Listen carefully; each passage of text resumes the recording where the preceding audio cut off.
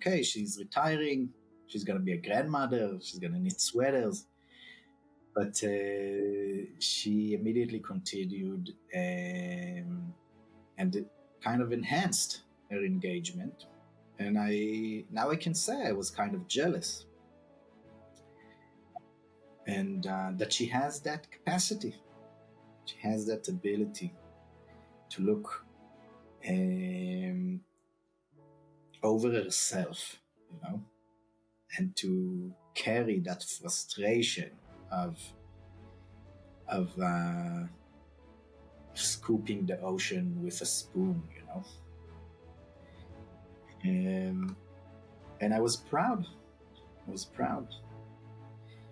Welcome to Women Ending War, the podcast where Palestinian and Israeli women talk about partnerships for peace, real solutions, and ideas for crafting a new world. It's where we express our pain, anger, dreams, creativity, and vision, where hope is a conscious choice. معاكم أميرة مسلم. I'm Ilana Stockman. Thanks for joining us. Hello, Yonatan. Welcome. Hi. How are you today? Outside of all the despair, I'm fine. Fine. I understand it. Okay. Today I'm here with Yonatan Zeigen, an amazing peace activist who began his journey in some ways on October 7th, right? When your mother, the very memorable Vivian Silver, was killed in her home on the Gaza border. And since then, you've been taking up her legacy in really powerful and inspiring ways. Yonatan's also a father of 3 and has been traveling everywhere, speaking all around the world since October 7th, calling for peace. Before we get started talking about peace, you want to spend a minute talking about your mother and why you're doing this for her or for you? Yeah, I think it's a debate about her role in my actions since October 7th. I did grow up with her in the background, and I shaped my own convictions with her help, I guess. So I feel like I didn't change any of my views on October 7th, but I did dramatically change the way I lead my life. I thought when I was younger, in my early 20s or late teens, I thought that peace would be my path as well. It seemed natural to me. And I went to study law in order to become a human rights lawyer or a person with the tools to shape policies. But something happened to me, something shifted in me in those years. Around 2012, I started to feel insignificant. I started to feel helpless in my ability to shape our reality. And I shied away from activism. Now I call it my political coma. Political coma since 2012? Well, before? Since 2014, my first child was born, and Protective Edge was just, it was all too big, I guess, for me. And I decided to focus. I'm not sure I decided. It's a process that I went through, and I started to focus on something that I can nourish instead of something that I can't, like my kids, my family, instead of something that I can't, that I feel like I can't control. And all the while, she never quit. In 2014, she retired from her official position in running, co-directing an NGO called Ajik Nisped. Ajik Nisped, yeah. Mm-hmm. Yeah.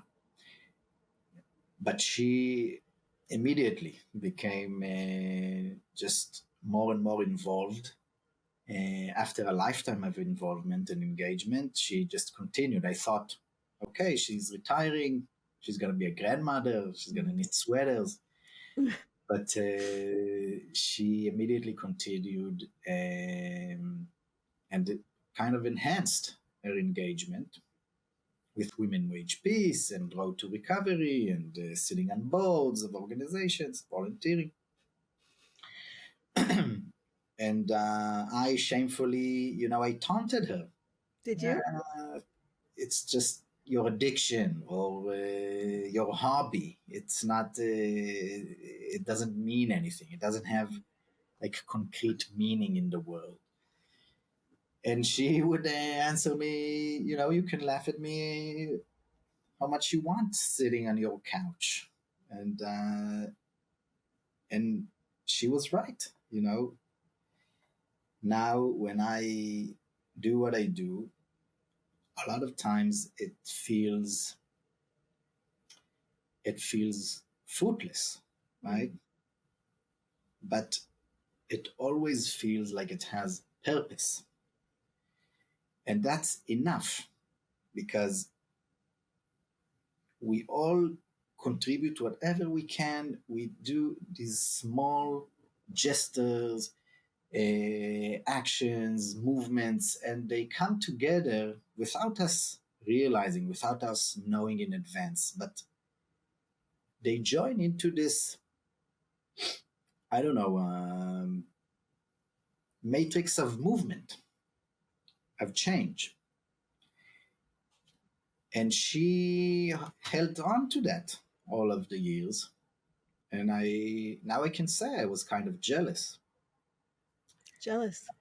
And that she has that capacity. She has that ability to look over herself, and to carry that frustration of scooping the ocean with a spoon, Mm-hmm. Wow. And I was proud. Mm-hmm. So on October 7th, that was another major point of helplessness for me. When I was with her on the phone and waited these hours of just, in hindsight, we just waited for her to be killed live. Where were you? I was in my apartment in Tel Aviv. We were supposed to be there. It was a holiday. It was the second eve of Sukkot, and it was also the kibbutz's. It was the day of establishment of the kibbutz. Like their anniversary. Yeah, the anniversary. Mm-hmm. So we planned to be there like we always were in holidays, and we just didn't come. We played hooky. Just like that. Wow. Yeah. So you think about that you weren't there just by accident? Yeah. Mm-hmm.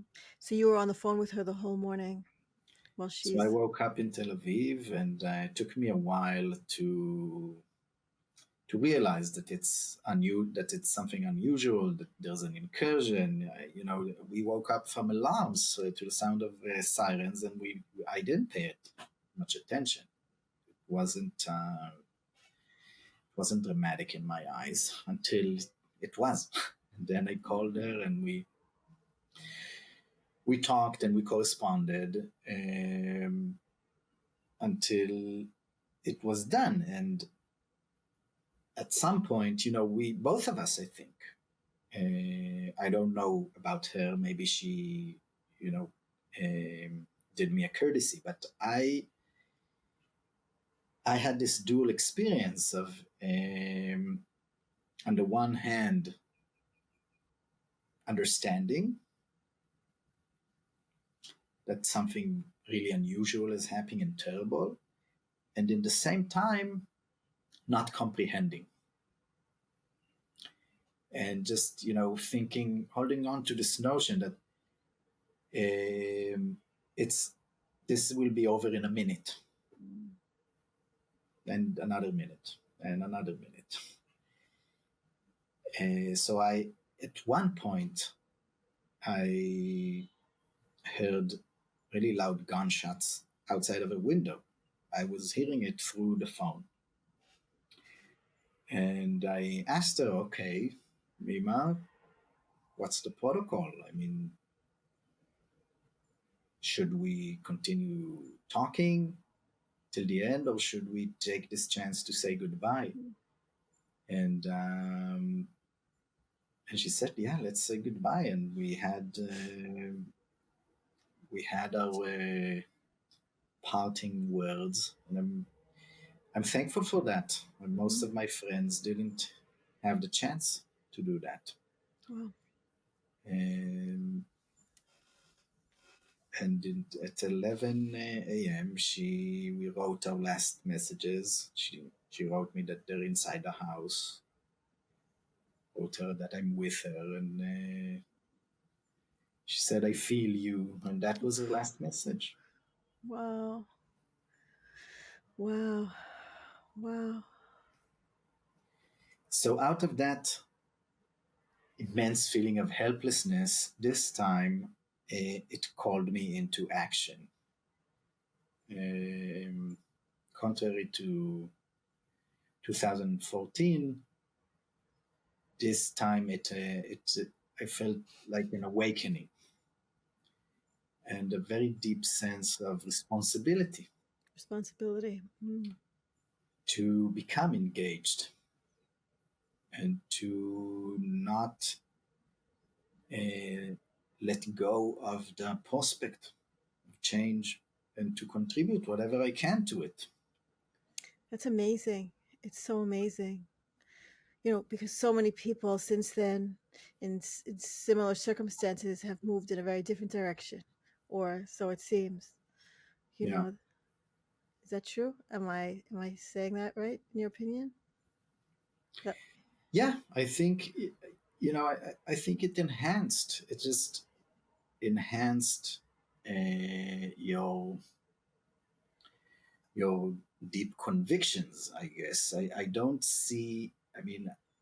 feel like the people who say we were on the left before October 7th and now we want to annihilate the Palestinians. I don't think that before October 7th they really had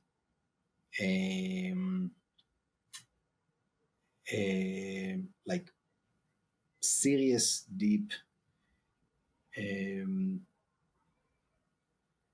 concepts of equality, of humanity, and they were just mainstream, leaning to the left because they rather had an agreement to war. And then when October 7th hit, they just fell back into those views, just sort of fell into different perspectives, as opposed to your mother, whose ideas about peace were very deep-rooted, complex, understanding, very, very strong understanding.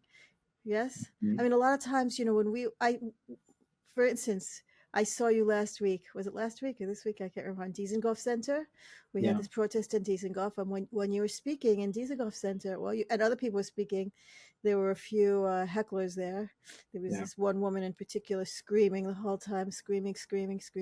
How could you do this? How could you say this? Calling all kinds of names, calling us stupid and naive and disrespectful. And, she said, you could be as stupid as you want, but don't do it here. That and things like that. And she said, how could you disrespect the hostages, and how could you disrespect the soldiers, and how could you disrespect the people who were victims of October 7th? And people were trying to say to her, well, here in this peace group here under this tent, there are people who experienced October 7th firsthand, and there were families of hostages, and all of us pretty much are families of soldiers. We're all here, we're all represented, and we still have this view that peace is possible and that peace is necessary, and that's the only way to bring. So, how do you experience that kind of encounter where people sort of would assume that, well, someone who's experienced October 7th, clearly they just want to fight till the end of Gaza or whatever it was that she was promoting. Like, how do you, what is your response or your way of dealing with that?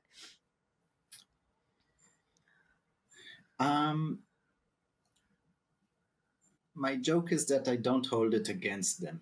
Mm. It's I think it's a natural process of people, and it's what you can expect of a majority of people who are faced with trauma and an existential threat and so much tension and anxiety. I think it's pretty expected, Mm-hmm. and I don't feel I need to uh, talk directly with them or to persuade them. I think we need to be able to create a different kind of setting in the political sphere that will allow them eventually to go through the process of accepting a different reality. Mm-hmm.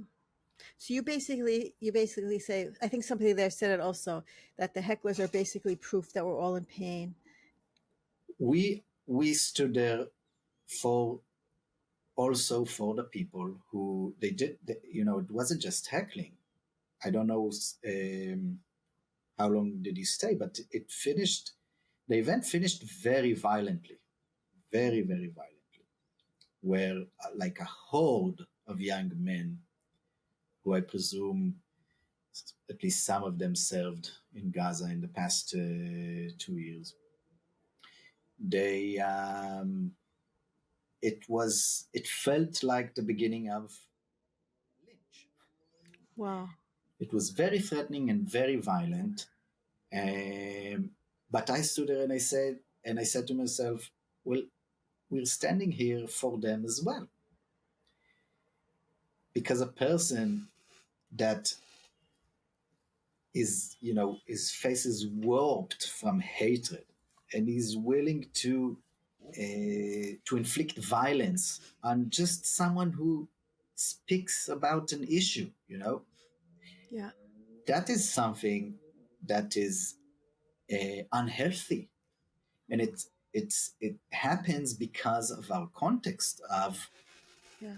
of war and dehumanization and our need, the majority of people's need to uh, to create order in their souls and their minds by binary thinking, by all the evil is on one side, all the good is on our side, and you are threatening disorder when you add complexity to it. When you So challenge the narrative, when you say when you things that don't challenge an compute. Mm-hmm. so they treat us as a threat, like it's like an autoimmune disease. The body attacks the good components because he perceives them as a threat, and that's not healthy. Mm-hmm. So, but we are standing there not in order to fight those people, but in order to shape a reality where they don't feel the need, this actual need, this authentic need to see peace or reconciliation or equality as a threat, as an existential threat that they need to attack. Interesting. That's so interesting. I think about this all the time. A lot of I've had a lot of experiences with, like, I would say, low key violence when I go to protests. When I hold up, my signs, to end the war and all of that. I've had things thrown at me. I've had drinks thrown at me. I've been called Nazi. I've been Mm-hmm. called Sharmuta. I've had people like stop their cars just to like scream at me or to like reprimand me and all kinds of things. I call it low key violence, because compared to what's happening in Gaza, it's big tana, Yeah, it's like little, yeah, but it feels like it's on the same spectrum. Like I feel like somehow people who stand up for this idea of peace, somehow there's like the same kind of like dehumanization that we're taught, like we're taught to not think of the people in Gaza as actual human beings. I feel like Yeah. people who stand up for the people in Gaza are like then put somehow into that category of like, oh well, they're not real human beings, so it's okay to like attack them. That's been like my experience with that. But you seem to be saying something else, which which Am is I? that I'm not sure. no? Are you? What do you? So, I yeah. think it seems, I don't know, when I listen to you, it feels like we're saying the same thing. I'm not mad at the specific soldier in Gaza. Right. And he might commit the most terrible things. And in the same time, I'm not mad at the specific person who came into Vivian's home and killed her. You're not? No, it's not. I don't see it as a personal matter. Mm. I see it as humans behaving in a natural way in the specific context. Mm. And we have these monsters in all of us. Mm. You and me also have that Yes. monster somewhere in us. Yes. And in the right context, in the right settings, someone will meet that monster in us. Mm. So we create the context of soldiers, Israeli soldiers committing whatever they're committing in Gaza, and Palestinians when they raise their arms in a violent resistance. We create that context. These same people, they can be great friends, wonderful family members when they're in their community in a different kind of context. Right. That's true. So it's All of not that is true. inherent. Yes. It's not inherent. It's not like that person who killed Vivian in her home. Maybe him personally is very evil, but I don't assign that trait to him automatically because what he did. He may be a wonderful person in a different context. Right. But we invited, all of us, Israelis, Palestinians, all of us invited, shaped, maintained the context that made us meet the That monster side. in him. Mm. That it's really. I feel like it takes a really big person. Like it takes a really big heart and a really big mind, and a lot of like flexibility in your mind, and a lot of humility, a lot of like takes a lot of like letting go of narratives, letting go of a lot of letting go of things in order to get to that place where you're at, to be able to say, look, the person who killed my mother, I'm not gonna be full of this hateful, angry vengeance. I'm just going to try to accept the context, accept the circumstances, and sort of fight the circumstances rather than fight the person. I mean, I mean, it's very beautiful. I think it's the most beautiful thing in the world, to tell you the truth. I think that what you're doing here, where you're letting go of that, which so many people are so stuck in right now, and you're saying, go bigger, go deeper to our shared humanity, go deeper to see us all as potentially this or potentially that. Go to let's break those circumstances. Let's change those circumstances in order to truly prevent the next October 7th. You know, I think Yeah. that's huge. It's huge, Yonatan. What you're doing is just huge. It's just huge.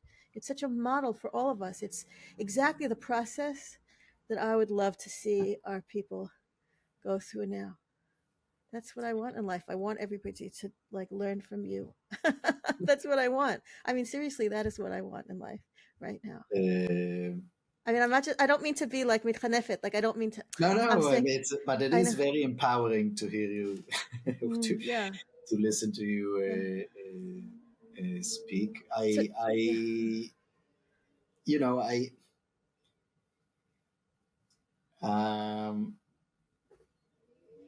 it's just sometimes I wish I had I was. that I went through an effort to come to these conclusions, because it seems more heroic, but it's just a mechanism in me. It's just the way my mind works. It's not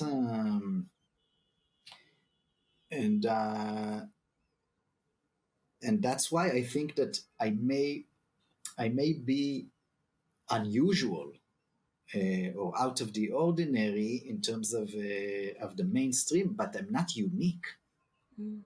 Everybody has the ability to, and we see it all through history.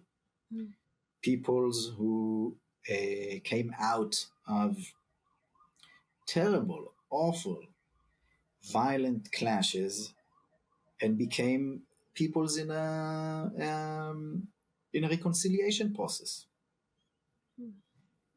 So it's just a systemic perception of reality, of humanity.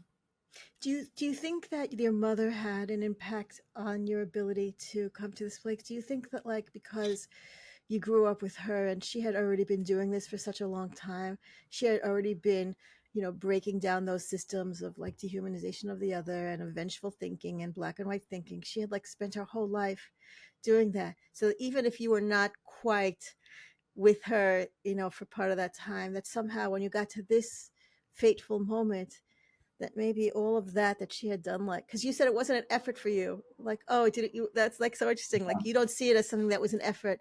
I'm wondering if that's because of your mother a little bit. I'm just curious. I'm sure she had a very big role in my identity, and I think that,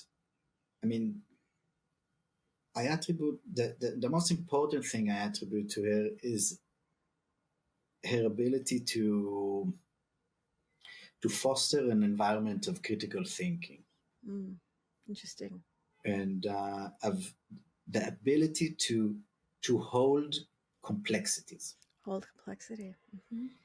And I think that's more important than the concrete work she did.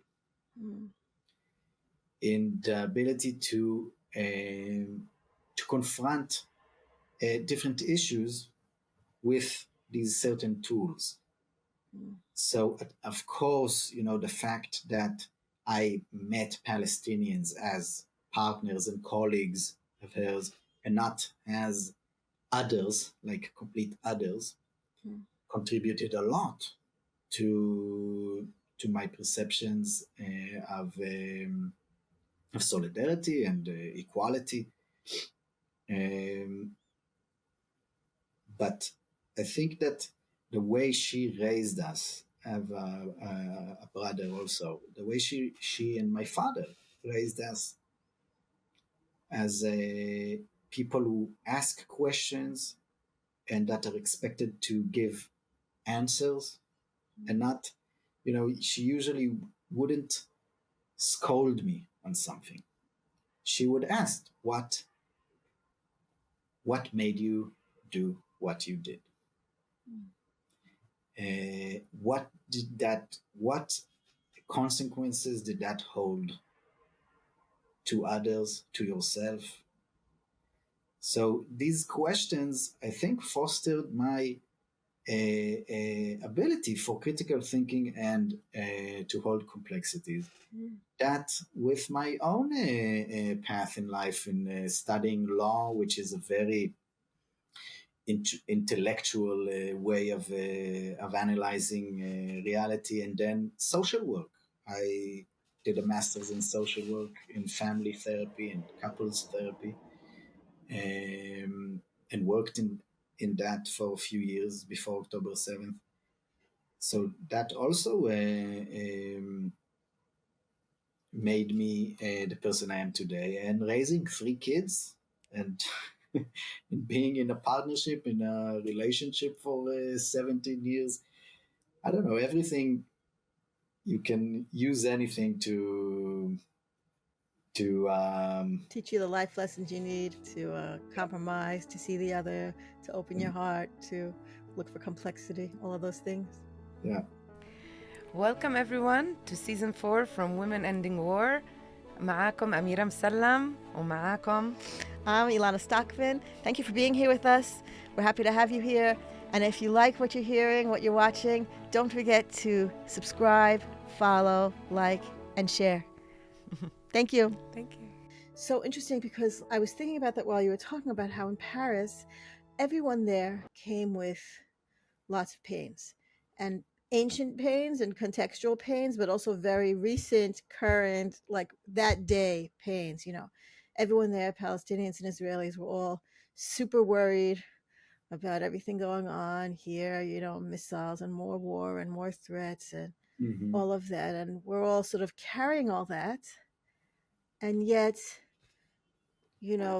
people come and are still saying, okay, wait, hang on a second. Like the process that you're describing of like, being present with the open heart, being present with the, let's understand the other, where they're coming from. Let's not look at the other as, some kind of black and white enemy. So what like, for instance, what was the Paris experience like for you? It was a very interesting experience because I landed an hour before the Israeli attack in Iran. Crazy. And Just crazy, yeah. And then, so I hadn't slept all night because I was worried about my kids. Mm-hmm. And I was looking at the news, and it was terrible. And then immediately in the morning, we went to this peace conference that we were supposed to work there. We were supposed to be focused on crafting peace. And it was very weird and intense, emotionally intense, and but also invigorating and comforting. Comforting. To be able to treat ourselves, Israelis and Palestinians in general, but there in Paris, as a working group, as a problem-solving group, instead of people in a negotiation or people in a clash that are different, that are in two separate sides. So to sit together as a problem-solving group that face a shared problem, the same problem of how to create a viable future, sustainable future for everybody between the river and the sea. And that shift in consciousness between being two separated others, two parties negotiating, sometimes violently, sometimes diplomatically, but always, two sides negotiating, into a problem-solving group that tries to figure out together how to solve this issue of sharing the land. Mm. And it worked pretty well in Paris, although, all of the obstacles and the outside noise and also the tensions in the group, do we use enough? Palestinians feel that we don't use enough the word genocide. Jews feel that you're stuck in victimization, in victimhood. So there are tensions all the time. Mm-hmm. So the meaning of being a group solving a problem doesn't mean harmony. It doesn't mean our effort is still to solve a problem. It has presence there. Yeah. But the fact that there's an ability for that to sit together in that mindset is a big thing in my mind. Yeah. Where else have you been? What have been some of the highlights of your work? So since October 7th, I've been in mostly North America and in Europe. It's I mean, not mostly, solely maybe, Mm. in Washington and New York and in Berlin and London and Paris. I'm going in a few weeks in September to Slovenia and Croatia in a EU project to lobby in each of Europe's capitals to create more consensus in the EU because they have a model of consensus in their decision making. Mm-hmm. What are you trying to accomplish when you go around the world? I see the international community as having a crucial role and also accountability. And, you know, if we talk about like a theory of change, so my mother, for example, she was a big advocate for grassroots. She believed in the power of people coming together and changing reality from bottom up. I don't see it that way. I think that there's a lot of importance in that, but that the thing that can really change our circumstances has to come from top to bottom. And in that sense, Israel will never change and give up its privilege and power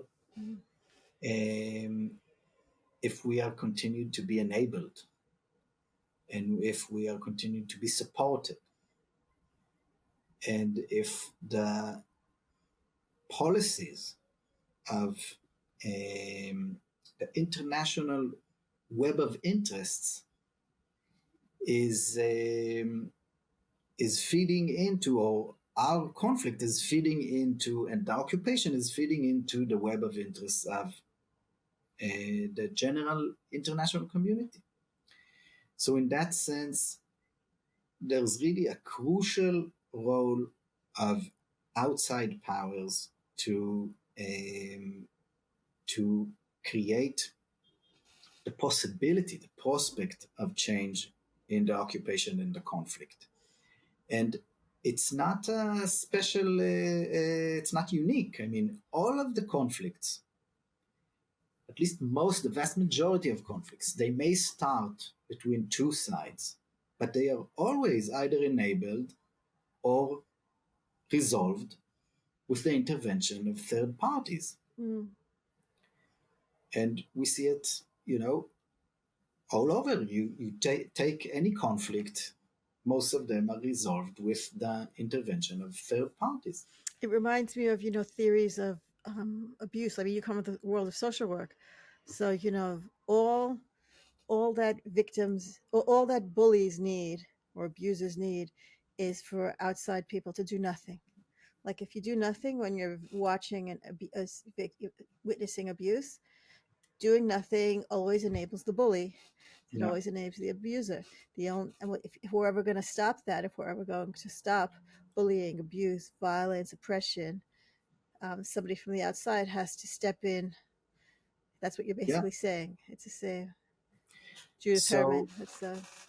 So I go to parliaments and speak with ambassadors here and diplomats and government officials, and I try to pressure them into pressuring us into deeming our reality unacceptable. What would you like to see happen? Like, what is your version? What does peace look like to you? I think that there needs to be an international coalition, alliance, not sporadic, but synchronized. Because, we see Ireland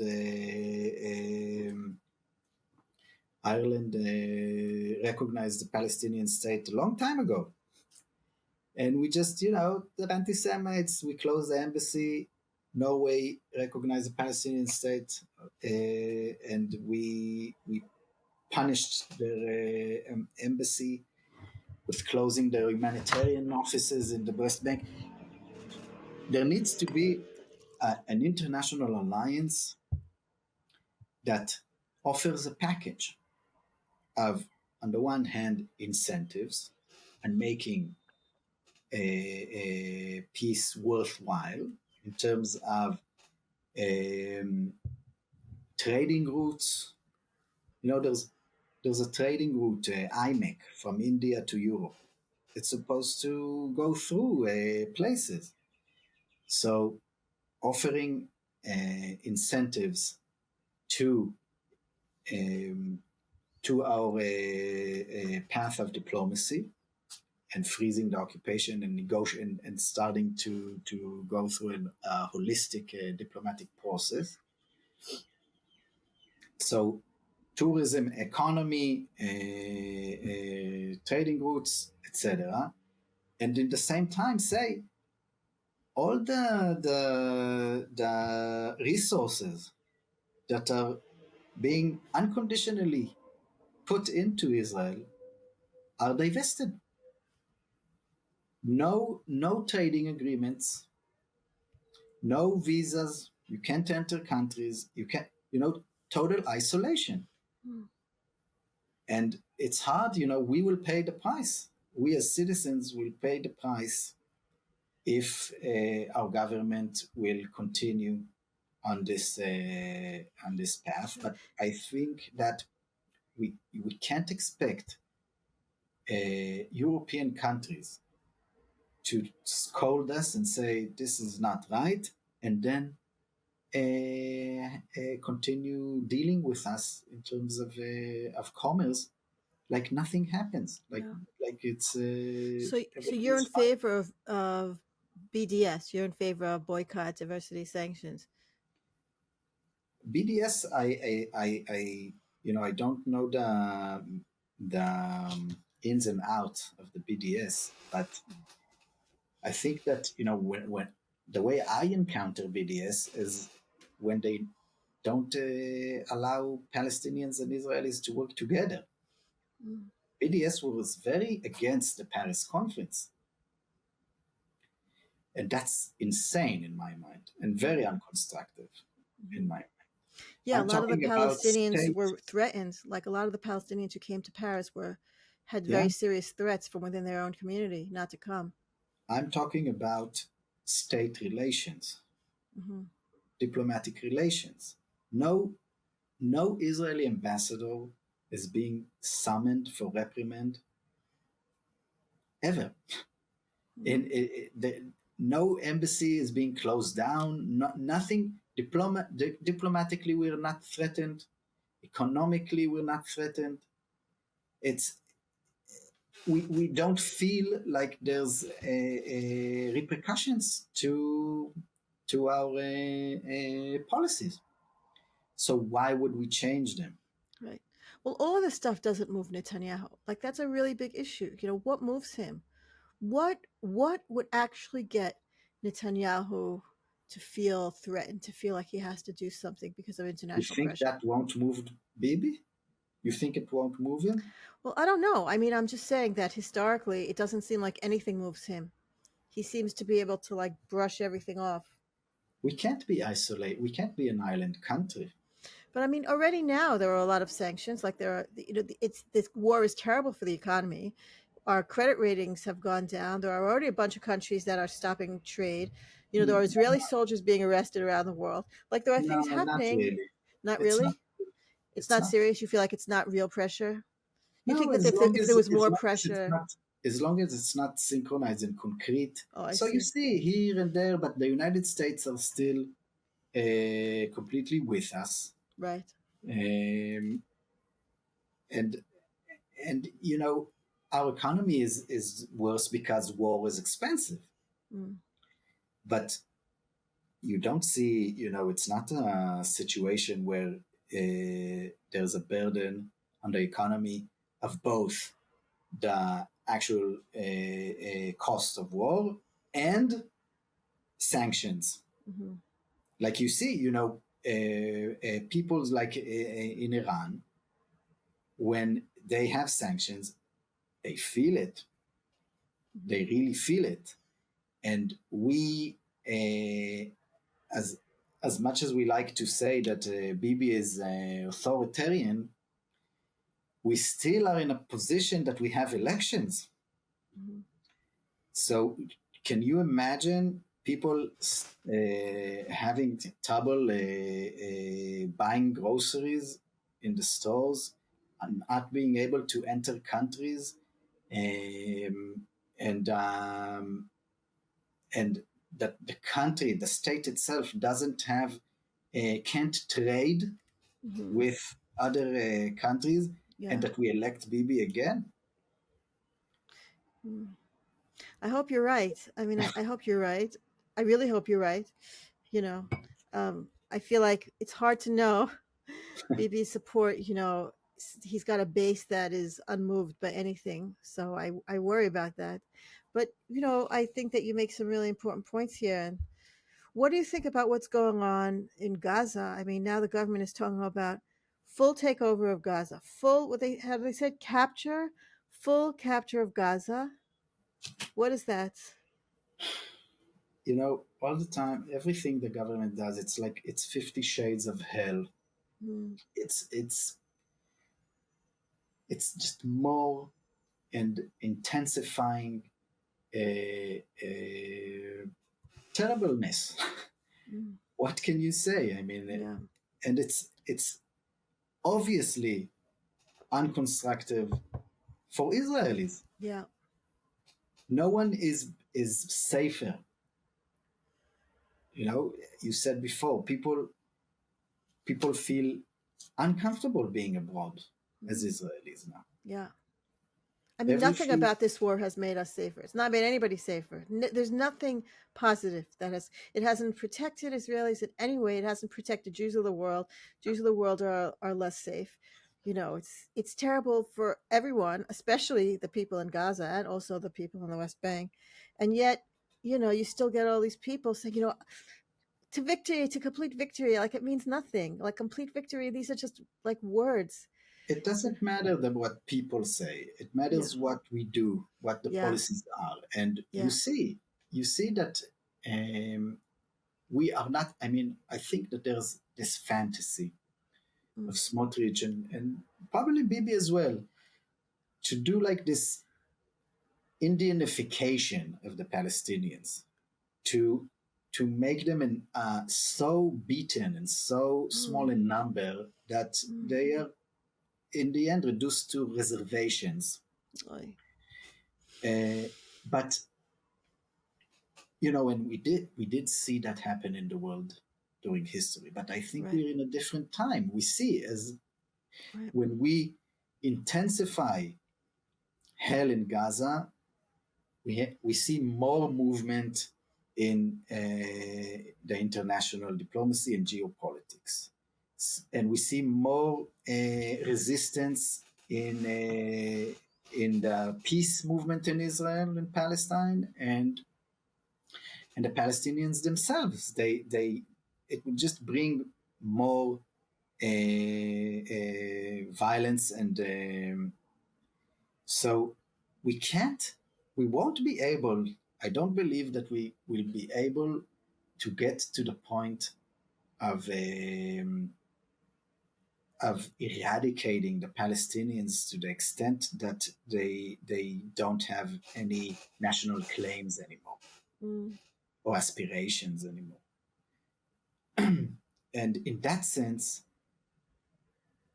it's only rational if you think that your fantasy is realistic. And it's not realistic. Smotrich's fantasy is not realistic. It's just, I walked in Berlin a few months ago, and there's like this open exhibit, an open museum. I don't remember how it's called, but like a reality of terror, something like that. And you see the figures, not just Hitler. You see Himmler and Goebbels, and you see figures, and they write about their atrocities and the way they rose to power and the way they maintain their power. This will be, in the end, what is left of Smotrich and Bibi.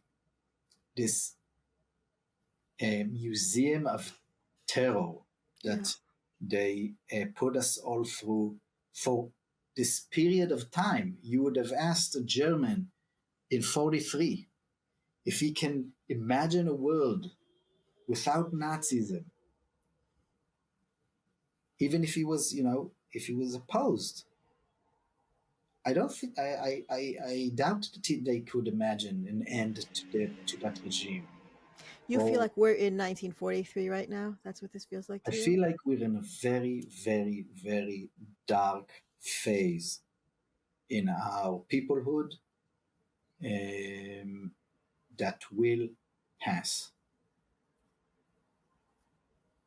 And that it's very hard to go through it. It's very hard to live in it instead of remorsing in hindsight or learning about it. It's very hard, but I think that's the way I perceive it, that we are in that low point, peoplehood, and we are living through it. And it's not only Germans, it's not only Nazis. A lot of peoples have gone through these phases of, fascist Italy and Argentina, and when they and Spain, in the civil war in Spain. For the Republicans, you ask a Republican when they started really losing, will Spain ever be a progressive democratic state again? It would have been very hard to imagine. So I'd love to hear what you would like. So we talked a little bit about your messages to people around the world, that you want the international community to step in and get involved. What is your message to Israelis going through all this now? What would you like? What if you could get one message through to Israel, to Israelis? Well, it depends what Israelis I'm talking to. If we're talking to each other, I say my message is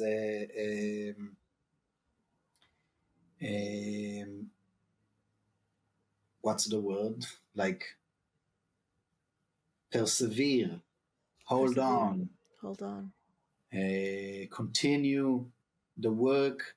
This shall pass with our effort, with our relentlessness. If I'm talking to mainstream Israelis, I say it's okay, continue thinking the way you're thinking. I don't need you to build trust with the Palestinians. I just need you not to stand in my way when I succeed in building trust. You know what I mean? Most of Israelis, when peace comes, they won't raise their arms against it, like the vast majority of Israelis. So this is the message. You don't need to be a part of the solution. You just, when the solution comes, you need to not stand in its way. And for political actors, my message is that our future depends, our legitimate, secure, a sustainable future depends on the future of the Palestinians.